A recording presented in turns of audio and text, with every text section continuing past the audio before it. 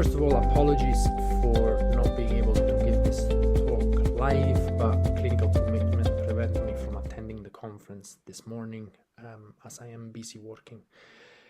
That said, if I can, I will try to join for my session to answer questions remotely, but if I am not online, then please do feel free to email me at this email address, and I will try and respond to your email as quickly as I can.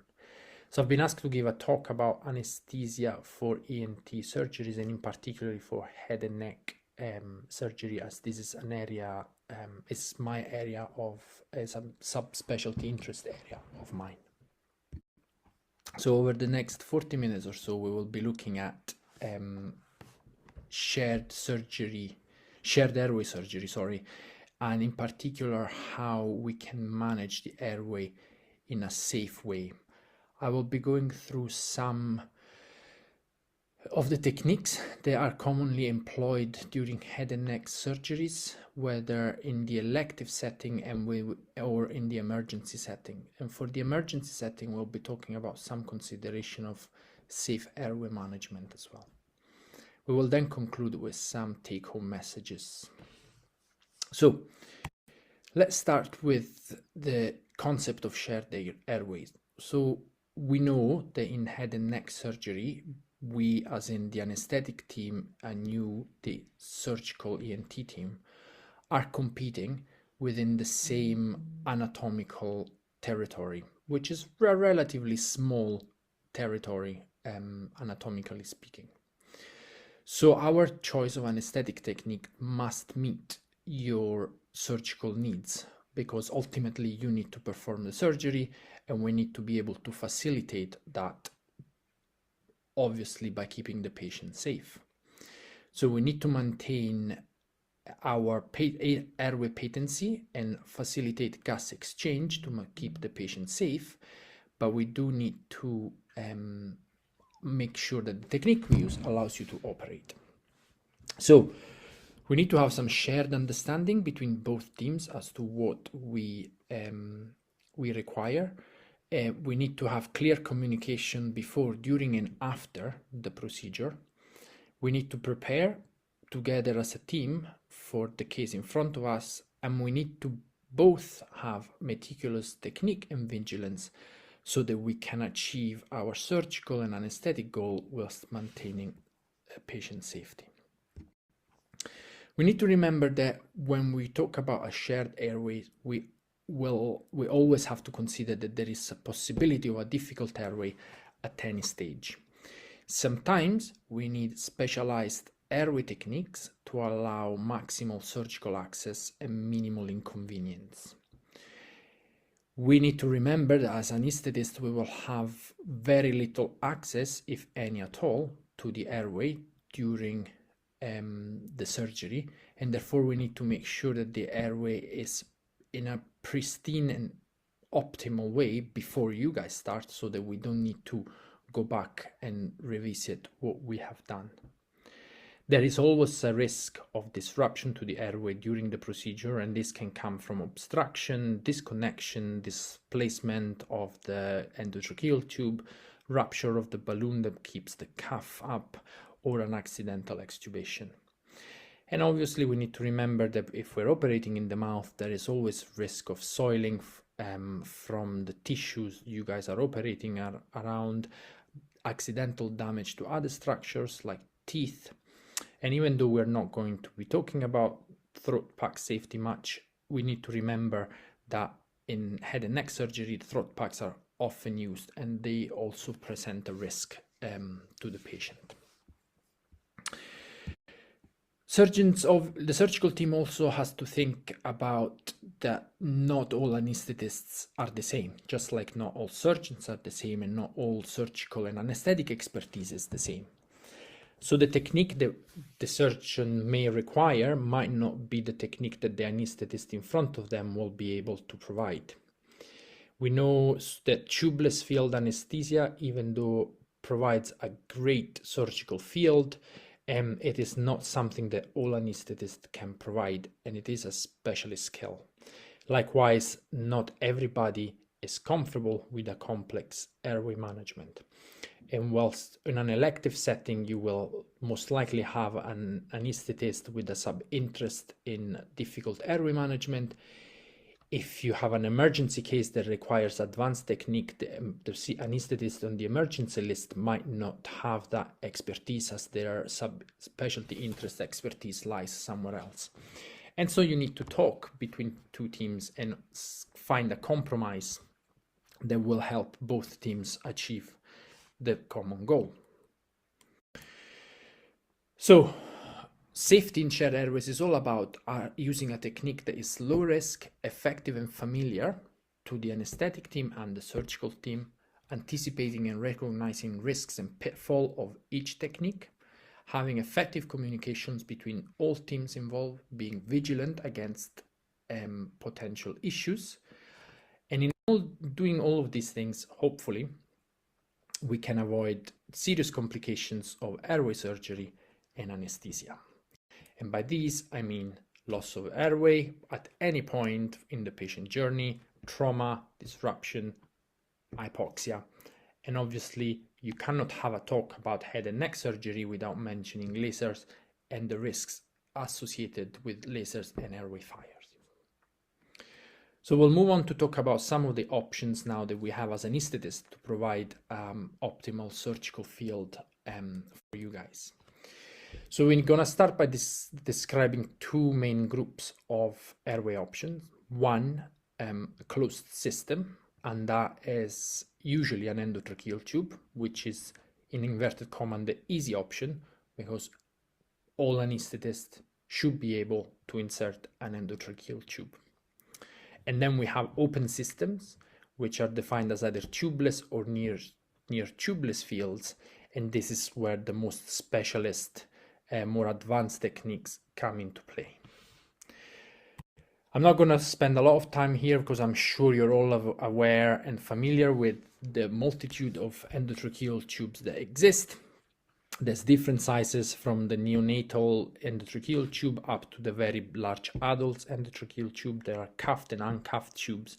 They're made of different materials, rubber, steel. They have one cuff or double cuff if it's laser tube.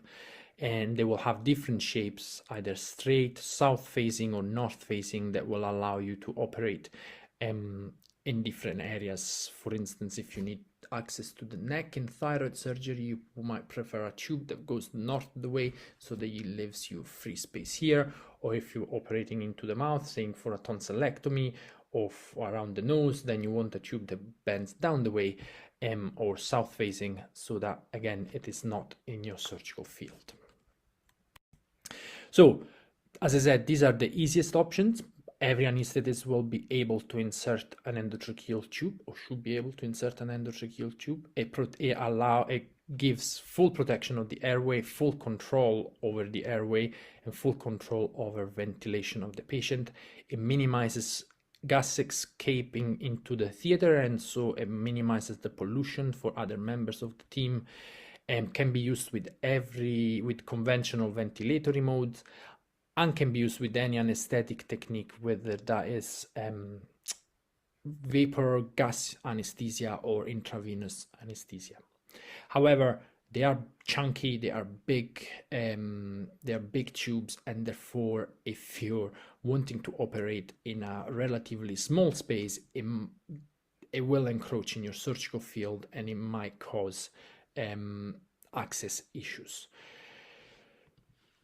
So this image shows how a size 6, which is a relatively small endotracheal tube, laser tube in this case, with an 8.5 millimeter of external diameter, it occupies a 56 millimeter squared of surface area, and you can see in the picture how much space of your surgical field it will occupy. And so if you need access to this posterior aspect of the cord, you might be in trouble because the tube is exactly where you need to be. This other illustration also shows the point I'm trying to put across. The different tubes will obviously cover a different amount, a different percentage of your surgical field, and therefore may give you different access to what you require. So you can see on the first picture on the left hand side here how there is vocal cords with some disease, and it's all free and ready for you to access. If we then go to here where there is a standard endotracheal tube, if you need to access to the anterior aspect, you might be okay, but if you need any access to the posterior part, then you won't have a lot of space. A microlaryngoscopy tube, which is slightly smaller tube, gives you slightly better access, but again, if you need access to this area of the glottis, then you can't, you don't really have a lot of space. And finally, on the right hand side here, you can see a small what we call a jet catheter that we'll look in more details later on, how little space it occupies and therefore how much surgical access you actually have. And you can see why this is a much preferred technique for particular head and neck surgeries. So based on this, we do need some tubeless options or near tubeless options, i.e. options that allow you to work where in the area you need to work without a lot of our stuff in the way. So we're going to look at the two most common tubeless or near tubeless options that we have. One is high flow nasal oxygen, and the other one is high pressure source or jet ventilation. So for these techniques, these techniques can give you complete visualization of the anatomy. There is very little surgical encroachment into your surgical field. There is very little risk of tube-related trauma because there is no tube. And some of the techniques, in particular the jetting catheters, are very safe to use with laser. However, the airway is unprotected, so anything that comes from the surgical field, debris, bleeding, tissue, will go down into the trachea. It does require specialized equipment, knowledge and experience, and there is also, especially with the jetting, a risk of barotrauma. We cannot use any anesthetic technique to keep the patient asleep. We need to use what is called a total intravenous anesthesia, i.e. maintaining the patient asleep through a continuous infusion of anesthetic through the drip. You may or may not have come across TIVA. I'm going to touch very briefly upon it. It's a technique that, as I said, induces and maintains anesthesia through an intravenous infusion of a sedating agent such as propofol and a strong opiate such as remifentanil. There is a big debate within the anesthetic field as to whether it's a better technique compared to volatile technique, but there is evidence that, for instance, in oncological surgery, it may decrease the risk of recurrence because the propofol has an immunomodulatory effect on cytotoxic NK cells. And so cancer patients that have a TIVA anesthetic there's very weak evidence coming from the breast surgery world that they have less incident of recurrence.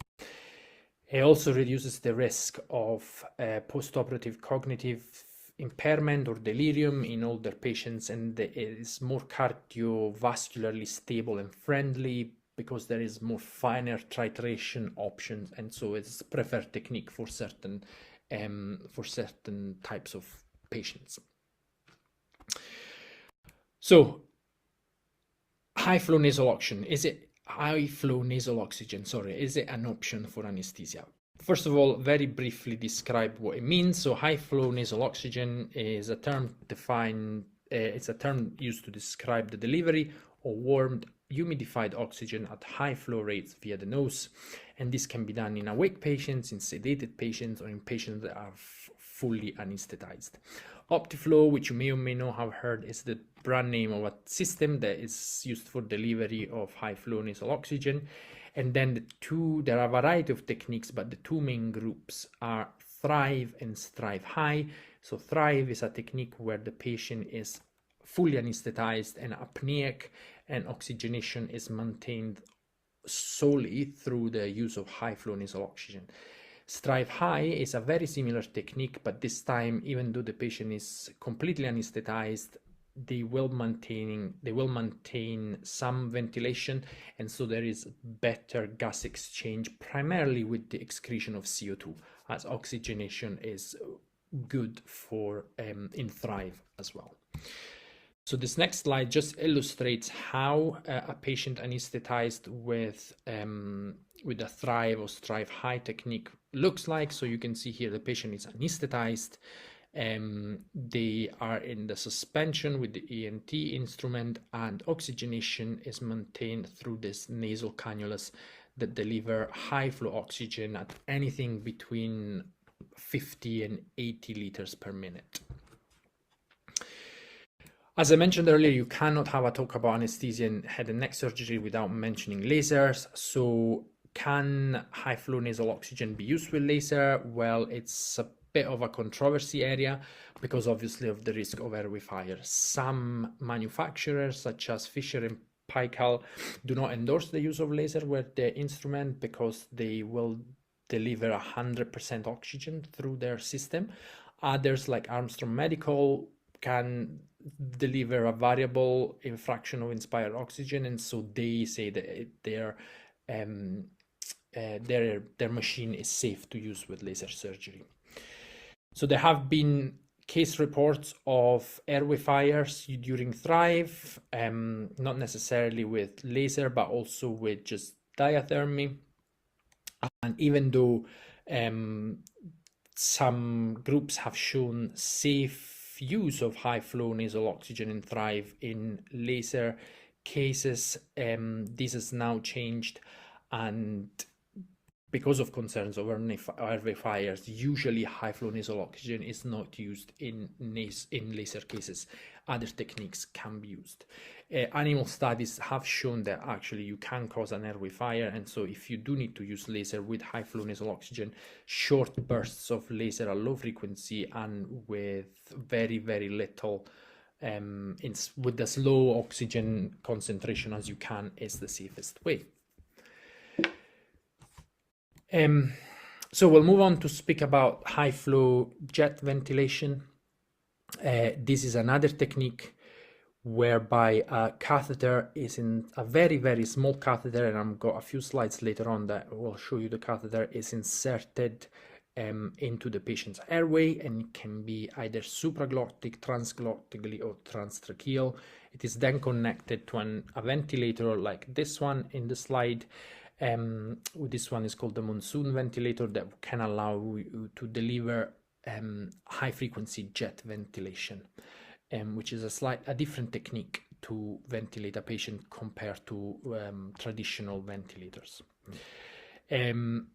There are two modes: low frequency, rarely used in ENT surgeries, mostly used in thoracic surgeries, or high frequency jet ventilation, which is the bread and butter of jet ventilation in ENT surgeries. It will give you great access surgically. It will allow you to have an immobile larynx. You may wonder why you need a larynx that doesn't move. It just gives you better operating conditions, especially if you're using microscopes or lasers. There is, however, a risk of barotrauma, and I'll show you later why. It's to do with gas trapping, and we cannot really monitor CO2 as effectively as we do with a closed system. And so in patients where you do not want a high level of CO2 accumulating in the blood, it's probably not the best technique, or you need to be careful and wary that CO2 may accumulate and your patient might have cardiovascular problems. So as I said, the monsoon is the ventilator that we use, and it just is a ventilator that allows us to, as any ventilators, put some settings in and then deliver the ventilation we want. Essentially, for a high frequency jet ventilation, you deliver very tiny tidal volumes very, very frequently. So whereas a standard ventilator might deliver tidal volumes or 350 to 500 mLs 15 times a minute, a high frequency jet ventilator will deliver a tidal volume of 2 to 3 mils 150 or 200 times a minute. It's just a different way of ventilating the patients. And it is all to do with the size of the catheter and how that can facilitate your access. However, it is not without its problems. So this time, the oxygen, as opposed to high flow nasal oxygen, the oxygen in jet ventilation is delivered cold and is not humidified. You can't really maintain PEEP and alveolar recruitment, so patients at risk of de-recruitment are probably not suited for this technique. If you're using intraoral swabs, for instance, during laser surgery, you need to be worried that they will dry out, and therefore, again, has a higher risk of airway fires. And usually patients that do have high frequency jet ventilation will receive some nebulized saline post-operatively in the recovery area to remoisten the airway and minimize the risk of discomfort, but also infections and so forth. I mentioned the three routes through which we normally jet. So we have a supraglottic route, a transglottic or subglottic route, and a transtracheal route. So for this slide shows you a subglottic lesion here, and the better technique in this case would be to do a supraglottic jetting, because as you can see from the diagram here, the jet will push the lesion distal into the trachea, and that will allow gas to come back out and not cause gas trapping. Were you to do subglottic or infraglottic jetting, then you would be able to push air into the trachea, but gas will not come out as the pressure will push the lesion towards the glottic, and you could cause airway obstruction, gas trapping, and this is where the risk of barotrauma comes from. Conversely, if you're looking at a supraglottic lesion, you want to have an infraglottic jet catheter, because in this case, air comes in and then the pressure of gas coming out will push the lesion out of the way and you will have gas exchange. If you do supraglottic jetting, then you're gonna push the lesion over the glottis, again causing airway obstruction, and this time you're gonna get no ventilation. This image shows you some of the catheters and how small they look. So you can see in the image here of the vocal cords, you can see how little the catheter is compared to a standard tube. You can see how much space you have and how much access that allows you to do what you need to do. This is an old style catheter with what was called a Hansacker basket. They're not really used anymore. The basket we use just to anchor the catheter. We use different catheters that don't have this thing at the bottom, and we just anchor them in a different way onto the patient. The next couple of slides just show you some of how the whole system looks on a surgical patient. So you can see here a patient on suspension with the ENT scope in, and you can see that the catheter is past the vocal cord deep into the trachea, and that allows you to do the surgery that you need to do. And again, you can see it here. There is a video that just shows you laser being used with the jet catheter at the back here, not interfering with your surgical field. You can use supraglottic jetting, and what we normally do is we mount a pin onto your bronchoscope. There is a port, especially in like the Storz bronchoscope shown here, will have as a side port where our jetting pin can be mounted on, and then we would ventilate as we normally do through this channel here, and this is for supraglottic jetting. Lastly, we can put a needle into the trachea to do transtracheal jetting for particular type of surgeries, but it is not a preferred technique because it comes with its own risks in terms of piercing into the trachea, and the ventilation is not as good as with the other two techniques. So those were are essentially the main techniques that we can think about, more advanced technique that we can think about to facilitate ENT surgery. Now, those are all well and good in elective cases where you have lots of time to plan your technique, to discuss it with your colleagues, to discuss it with the patient, and to come up with a backup plan.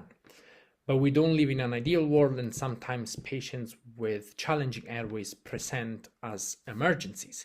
And so we need to have strategies that allow us to deal with these emergencies. Unsurprisingly, we're going to move on and talk about some emergency airways and what we can do to deal with them. What do we do when we're faced with problems like this? So you can see these are all examples of airways that will cause a headache, both to you guys for the surgical reasons, but also for us guys, for us anesthetists, on how do we manage this type of airways safely? How do we anesthetize the patient to facilitate surgery when things look like they do here? So the cause of laryngeal, so as we said, the cause of laryngeal obstruction can be varied, and we need to have a strategy that allows us to approach how to approach these patients with airway obstructions. It is really important term or concept is the airway management strategy, which has gained popularity since the publication of NAP4. Now, NAP4 was a national audit carried out by the Royal College of Anaesthetists and the Difficult Airway Society here in the United Kingdom back in 2010. And it looked at all the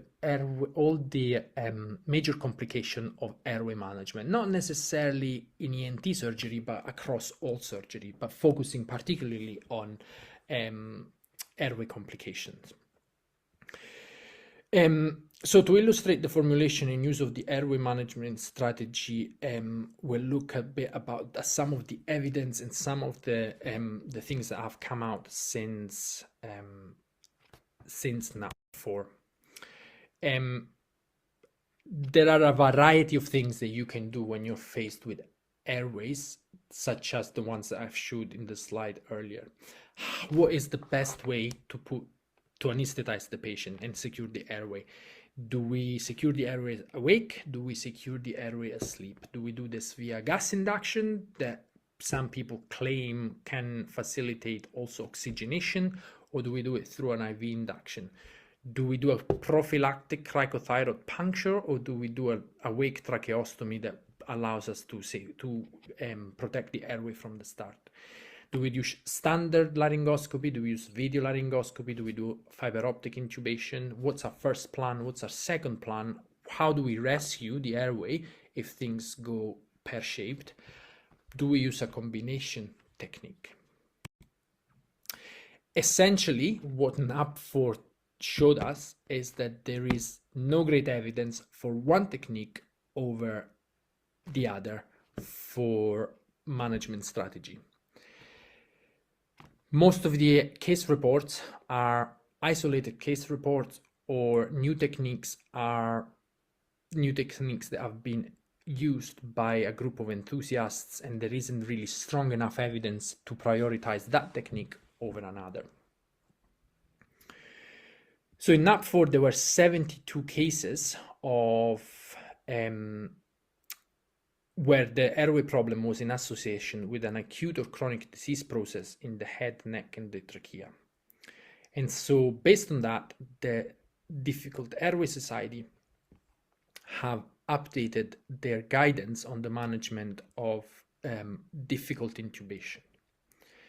So what does the Difficult Airway Society do? The Difficult Airway Society is a charity that based here in the United Kingdom that gives teaching and guidance on how to manage difficult airways, whether predicted or unpredicted.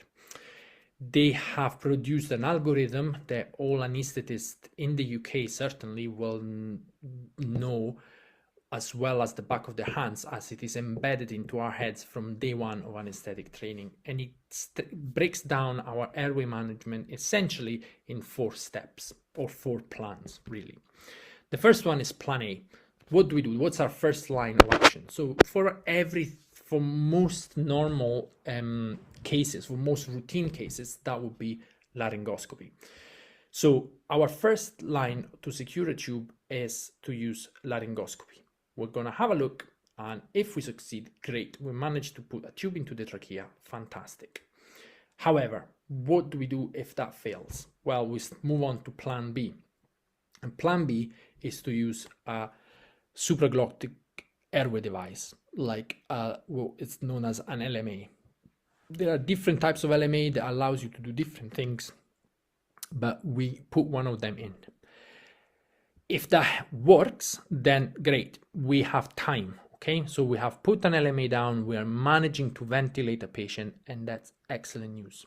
I always tell my junior colleagues that it is not a problem to fail intubation.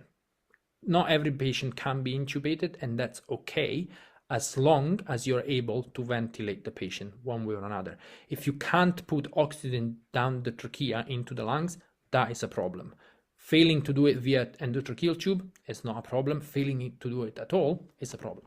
So we put in a supraglottic airway device and it's working excellent. We can think, what are our options? Do we wake up the patient? Do we intubate via the supraglottic airway device? Or do we proceed without intubating the trachea? Or do we stop and think about doing something else like a tracheostomy or a cricothyroidotomy? And obviously it depends on the case that you have in front of you. If it's somebody who's come in with a airway obstruction and you cannot wake them up, then you've only got your only option is to carry on. If somebody has come in for an elective lap chole and you cannot intubate them, do they really need their gallbladder out, or can we wake them up and come back another day with a different plan? Now, let's say that our supraglottic airway device has not succeeded. What do we do? So we move on to plan C. Plan C is we have one final attempt, a face mask ventilation, and that should be done by the most experienced airway person in the room. If this works, excellent. Again, we are able to put oxygen in the patient, at which point we regain control and think about waking up the patient. If this doesn't work, then we are in a situation which we called KICO, can't intubate, can't oxygenate, and this is the worst nightmare for any anesthetist, something that nobody wants to ever experience, but that inevitably somebody through the course of their career will experience. In this case, you cannot intubate a patient and you cannot oxygenate a patient. So the only thing that we are told we do at this point is called Plan D, or an emergency cricothyroidotomy, an emergency front of neck access. So since the publication of this algorithm, the most airway trolleys across the United Kingdom come into 4 separate drawers, and every drawer is set up with the things you need to move down this algorithm. So the first drawer will have all the things that you need for your plan A. The second drawer will have all the things that you need for your plan B.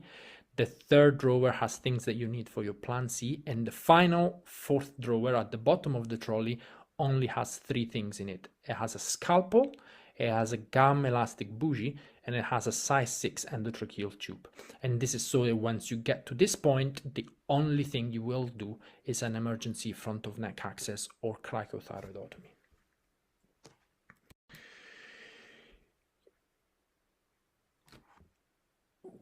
Why do we do this? We do this because it's the fastest way to regain the patient, to regain control of the patient airway. Historically, there was a lot of debate between the airway team, the airway surgical team, anesthetists, ENT surgeons, max fac surgeons, and the anesthetic team as to what was the best way to deal with a cannot intubate, cannot oxygenate patients. And there was a move about, I know how to do a tracheostomy. It won't take me time. I'll just do a tracheostomy. It's a definitive final airway for the patient. We're gonna do that. But it is not quick. and we are in a situation where you cannot oxygenate the patient, and even in the best, fastest hands, a tracheostomy will take a while to perform. A scalpel cricothyroidotomy, every anesthetist from a CT1 up to a very senior consultant will practice a scalpel bougie tube surgical cricothyroidotomy, and it can be done in a few seconds, couple of minutes, and you will quickly regain control. This is now endorsed by not only by the Royal College of Anaesthetists, but the Society of Hidden ENT Surgeons, and as well as Max Fax surgeons endorse emergency cricothyroidotomy as your only rescue technique in a failed, cannot intubate, cannot oxygenate patient.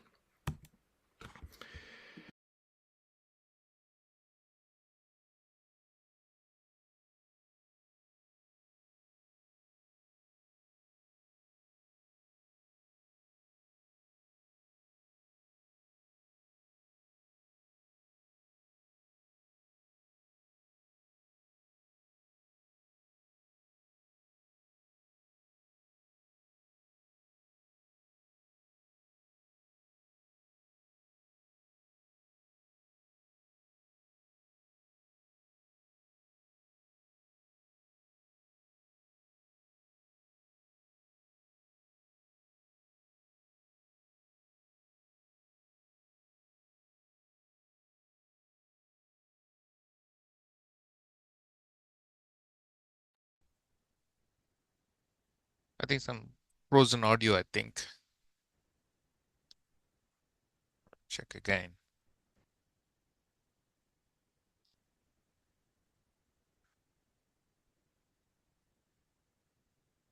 Just one moment.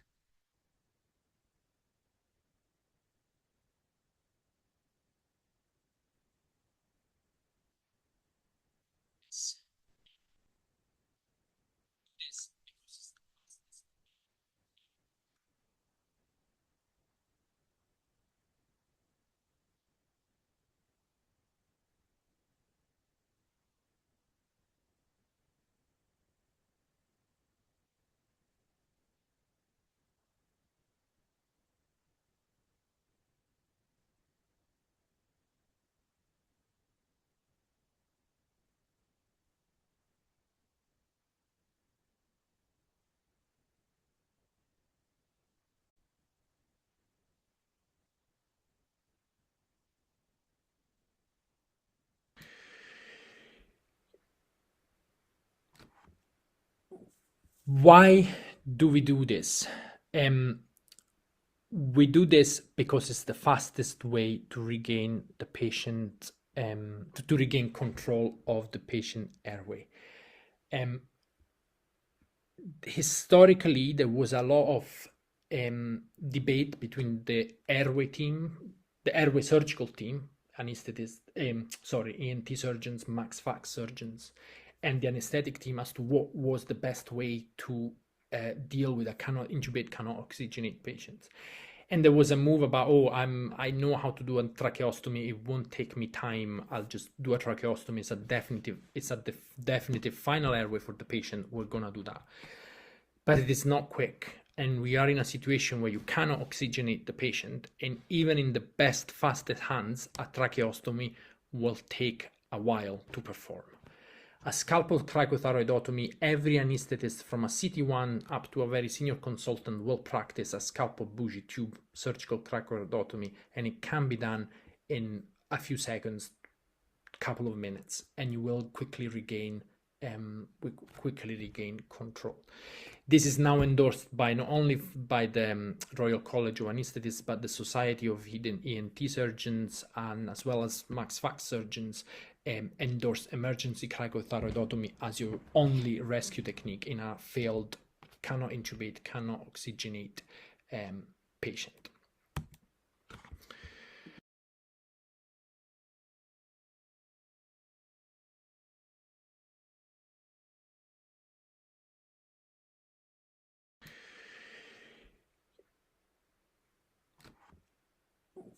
Why do we do this?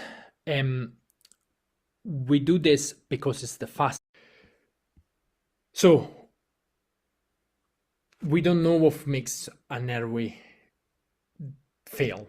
We don't know what makes an airway plan fail. NAP4 told us that there were lots of techniques used in the 72 cases where people failed, and there was a variety of techniques used. There was a variety of clinical issues as to why people thought the airway was difficult.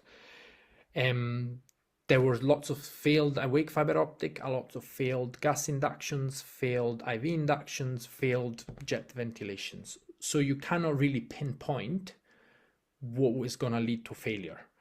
But you will fail, we will fail, and we need to have a plan to be able to rescue that failed airway so that the patient stays alive. So what do we need to do? We plan and assess the patient adequately. We anesthetize the patient in theater because there is more space, there are more people. It empowers everybody to speak up and help. It empowers the scrub team, the floor team, the surgeons to be in the theater while induction of anesthesia and airway management is happening. And if there is problem, you don't need to cross that door into the anesthetic room that can feel as a barrier, but you're all there able to help each other. We know the airways get worse if you manipulate it over and over again. And so you should minimize how many times you perform laryngoscopy. Your first attempt should be your best attempt, and this is where careful planning comes into play. Fiber optic does fail, as do gas inductions. The cannula cricothyroidotomy usually fails, whether because it gets in the wrong tissue, because it gets displaced, it comes out, it gets kinked, it gets blocked. It is not a good rescue technique. A surgical cricothyroidotomy is a good technique. Bleeding is a problem, and that can make your management more difficult. And obviously, if everything goes to plan at the start, you need to think about what you're going to do at the other side of the operation. How are you going to extubate your patient? Where are you going to look after your patient? And what is your exit strategy? There is no consensus as to what the best primary plan is in conditions like a deep neck infection, airway malignancy. There are people that will advocate for awake fiber optic intubations, early tracheostomies, induction of general anesthesia, avoidance of muscle relaxant, and so forth. But as I said, no plan is always successful. And so you need to have a strategy that will allow you to plan to minimize your risk, but when the plan fails, you need to have a strategy to come out on the other side.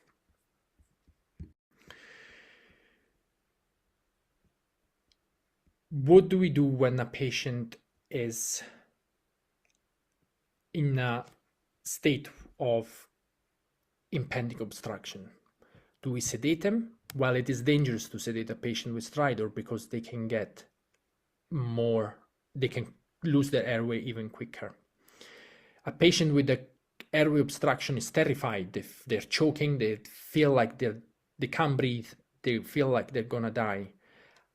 If you're planning on doing an awake tracheostomy, how are they gonna sit still with that? How are they gonna cope to lying on the table for 20 minutes, half an hour, 45 minutes until the tracheostomy is done? If there is a tumor in your way, how is local anesthetic going to give enough numbness for the patient to tolerate the procedure? What if you cause hemorrhage while the patient is still awake? What if you try and intubate the patient with the fiber optic scope in a partially obstructed airway? That fiber optic scope might cause what we call a cork in a bottle situation. And so if the patient had a partially open airway, the fiber optic coming into the partially open airway will cause a full cork in a bottle effect, and that will cause full obstruction. So there isn't really one technique that is recommended. But as I said, and it's the point that I want to make, that I want you to take home from today, you need to plan. Every patient is different. You need to communicate and you need to work as a team. You need to anticipate what your problems might be. You need to exchange information, and you need to work together as a team, so that there are no ambiguity. And when it comes to an emergency situation, if one says, I go in the neck and I'll look from the top, then you know that you're all talking about the same thing, and not one person on one side of the drape is talking about a scalpel cricothyroidotomy, and on the other side of the drape, they're talking about a tracheostomy. So a colleague of mine and myself a few years ago have tried to published a paper and trying to give a mental model for anesthetists to come to try and deal with this type of emergencies, and it's just a reference if you want to have a look. But we came up with some, as I said, flowchart mental models as to how to deal with these issues. And as I said, there is not a correct technique in every case. You just need to look at what is in front of you, and try and decide what you can do. High flow nasal oxygen is always your friend in these cases, because it's soothing for the patient. It gives you excellent oxygenation. It buys time. Can you define the nature of the lesion? Look at the images. Do an F&E before you start examining the patient airway. Do you think your mask ventilation is going to be difficult? Is oral access limited by trismus or disease? And will instrumentation of the mouth with a laryngoscope make it worse? Yes, then think about something else. You can think about an awake technique. You can, if you think is suitable, put a cricothyrotomy needle in, or do something else awake. If you don't think any of this is applicable, do you have any other airway concern? Yes. Well, again, think about your options. Can you do it awake? Can you do it asleep? Do you need to use special laryngoscopes, or can you do it with a standard laryngoscope? If not, then proceed as you normally would with your GA and standard intubation, but bear in mind that your plan might fail, and therefore you need to resort to your ABCDE stepwise ladder that does showed. And again, how do you deal with bleeding? Do you have a cooperative? So in a patient in a bleeding airway, not only you have a distressed patient that is choking on his own blood and can't breathe, you have an airway that is at risk, but you also have potentially a major hemorrhage. So you need to deal with both. You need to have more than one senior anesthetist present, because one of them has to look after the hemorrhage side of care. So they need to only focus on that aspect, and the other anesthetist needs to focus on the airway management. So do you have a cooperative patient? Yes. Well, then you can look at whether the patient is bleeding or not bleeding still in front of you. If they're bleeding, then you need, do you think they have a low risk airway? Yes. Well, then you can try and do a rapid sequence induction and secure the airway the usual way. But if you do think that it is a possibly difficult airway, then you need to think about something else. And there are a variety of techniques that you can look into the literature. There is your standard awake intubation. There are novel techniques that have been pioneered in Denmark, where you do what you call the retrograde intubation. So if a patient is bleeding and they already have front of neck access, or you can make a hole yourself and then feed an epidural catheter back through the mouth, and then use that as a guide wire to pull the endotracheal tube back into the trachea. Again, if the patient is not bleeding, you can, and they have a low risk airways from your assessment, you can go down your standard technique, or if you think they will have a difficult airway, then you can do your more advanced technique. If you don't have a cooperative patient, then trying any awake technique is gonna be really a struggle, because the hallmark to succeed in an awake technique, you need to have a cooperative patient. So in this case, you do need to go for some sedation, but you need to be very careful in making sure that your sedation or anesthesia does not compromise the airway further. And so again, this is the importance of having a plan. So to conclude, communication is key, and this is for all teams involved, whether it's for an elective setting, trying to explain what exactly your requirements are, to the emergency setting where a clear plan needs to be made amongst all team members.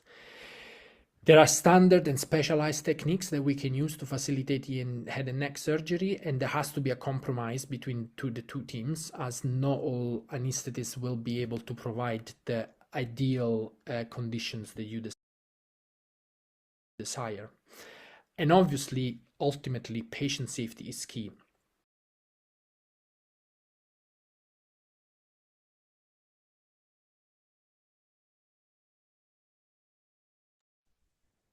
Brilliant. I think we're running behind. I think that's a wonderful